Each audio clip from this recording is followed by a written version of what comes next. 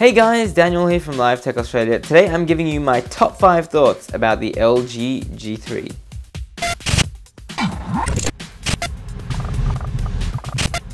Before we get this video going, I would like to thank expansies.com.au for sending out this review unit. Remember, if you want your own phone or even LG G3, then check out expansies.com.au. So first off, I want to talk about the power and volume button placement on this phone. I think it's actually really good. At the first, it's a bit of a learning curve to figure out that the power button and the volume button is on the back and just to get used to that. But you do actually get used to it very quickly. It's a very natural way of having your index finger placed on the back of the phone.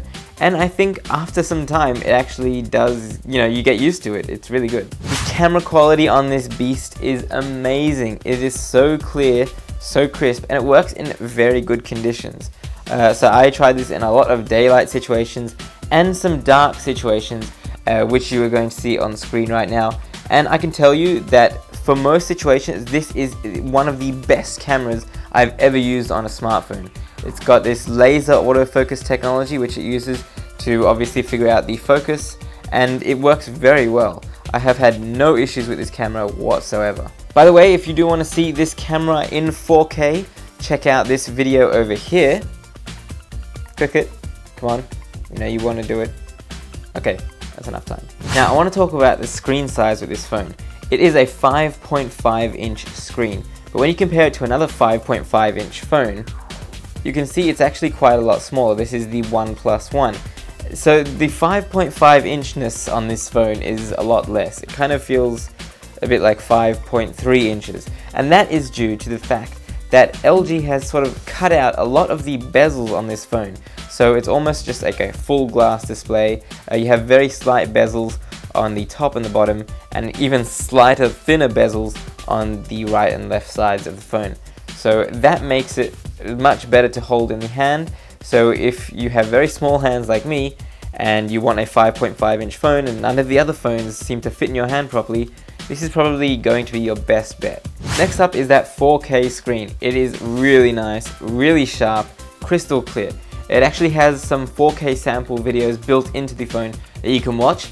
It looks amazing, of course, because they're like sample videos. But when you watch 4K video on it, it does seem pretty good. The obvious issue is that there isn't much 4K content out there. And how does it compare to other phones?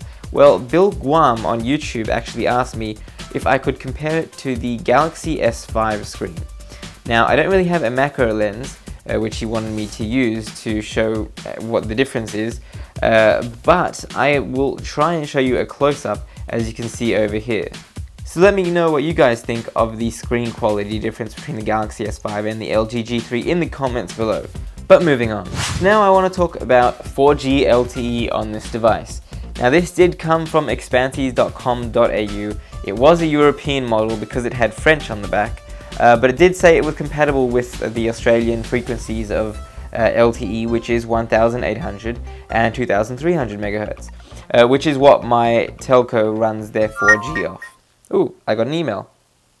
Anyway, I popped in my SIM card, which is 4G LTE ready, and it did not work. I only got 3G and HSPA plus at the most. I spoke to Expansies about this. They said it was the telco provider and not the phone, and they were actually right in the end.